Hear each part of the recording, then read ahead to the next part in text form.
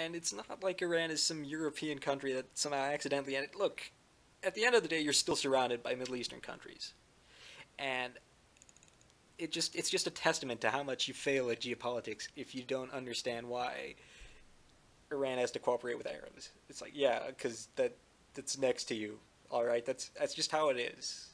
You also got your Arab minority and all of that. The genie's not going back in the bottle. Again, that's just something you're going to have to contend with. But in its place, uh, you know, it's not so bad not being white. I mean, seriously, Iran's new role in all these anti-colonial struggles has actually been pretty great. I mean, what is it? Mandela became cool. I mean, fucking Nelson Mandela gave Khamenei a hug and called him his leader. Obama wishes he could have that kind of pull.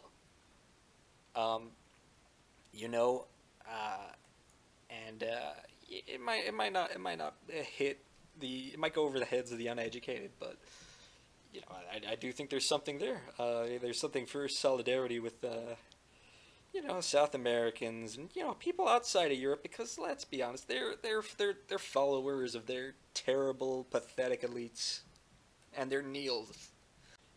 And a lot of these pro-Shah Westerners basically engage in the most demeaning, borderline racist tropes about Iran anyway. So, there's no working with these people. That's an insane idea. Uh, and, a couple other words about kind of people who tend to be Shah people, right? A lot of it is around kind of material realities and family affiliations. You can't really argue with that. Some people are just going to be fanatics, and there's no speaking to these people. Um, Especially because a lot of them basically embezzled money. They stole money from their own country as they fled to Western countries. They cooperated with Western authorities. And some of them, they basically just stubbornly cling on to the past, while others,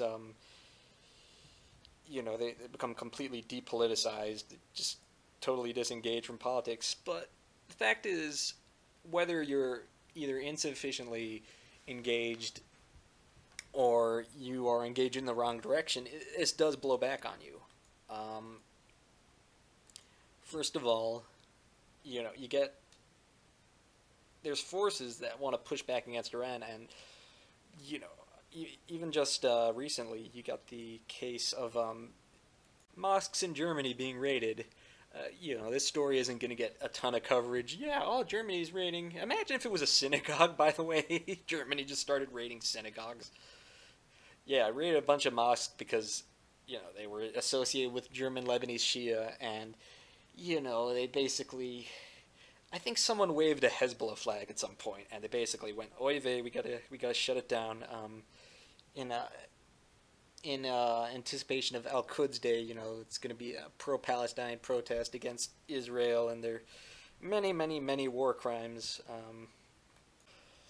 And they didn't want people waving Hezbollah flags because actual solidarity with Hezbollah will totally damage their narrative that the entire Western world's top-down political system that's totally made by astroturfing is actually total bullshit, and none of it actually matters, and none of these policies actually have any popular support outside of a minority of loathed Neils who are quickly dying off from the boomer remover virus.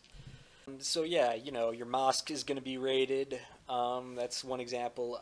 Yeah, people can't get access to, or Iranians can't get access to scientific journals. They can't in their country. So even out of their country, they can't get access to information. They can't get access to the financial system. One Iranian scientist who was studying something that had, I think it was just medicine. He got locked up, and then he got COVID-19. So this is just a reminder to never, ever, ever give an inch to the people who want to destroy you. And that's what I'm trying to impress upon you. Alright, so I covered the Shah people, and now I think I want to cover the other kind of side of the right, which is made up of Westerners and those Iranians who look into the face of colonialism, look into the hard-eyed sociopaths of the American neoconservative movement and go, yes, daddy, please.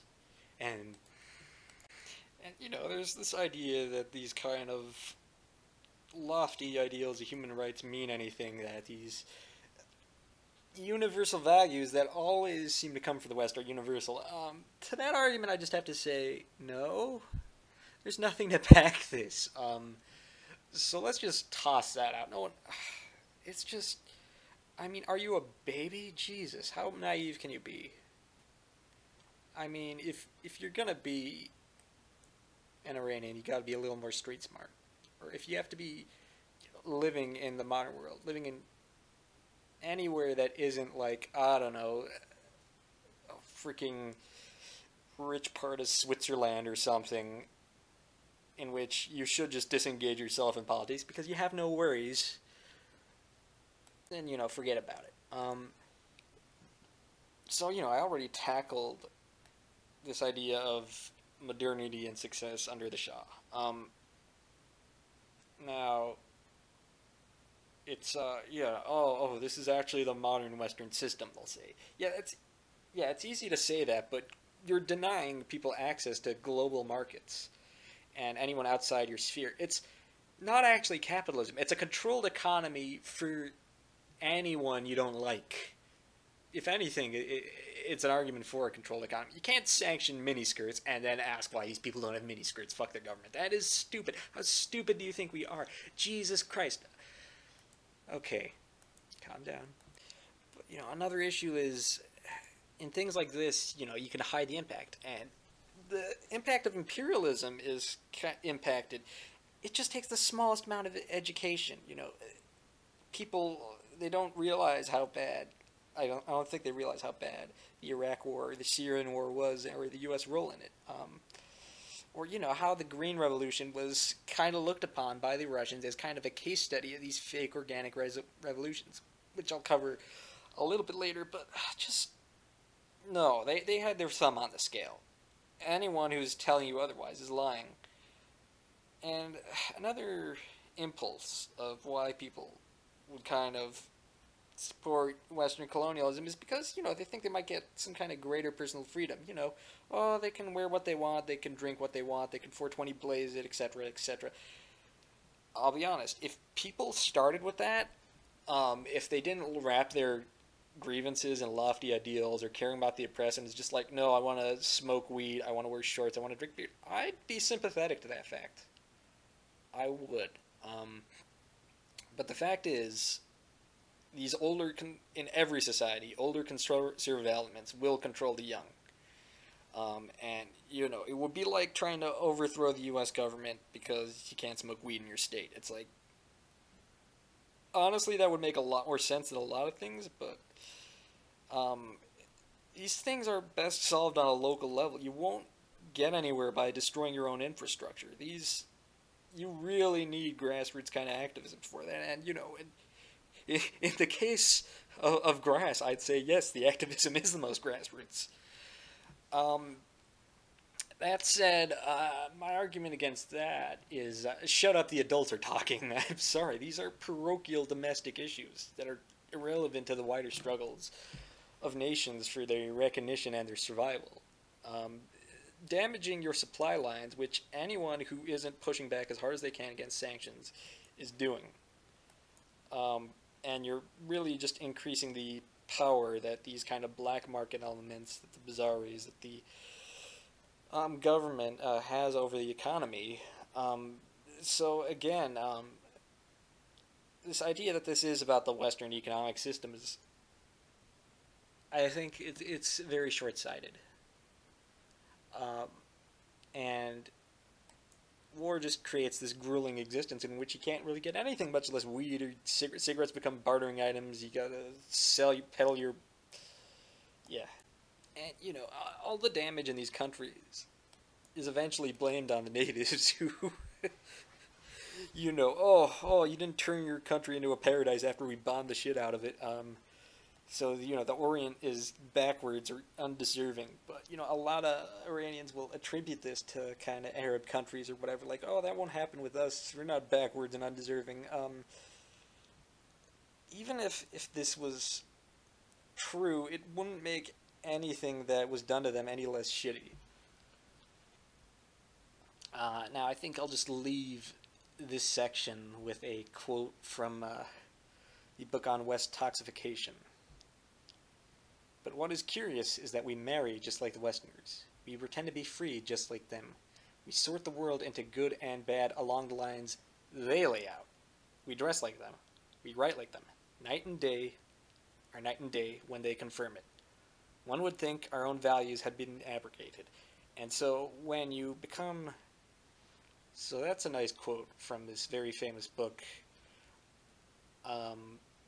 But again, I think this shows the falseness of the nationalism that's kind of espoused by some of these right-wing anti-government agents. Even look at any book, and they'll tell you that any Iranians that would be considered nationalists hated the Savak, hated the Shah. But this fake nationalism obviously gets propped up by people who are operating in bad faith. None of these things are in the interests of your people. Stop being ridiculous. Start thinking like an adult.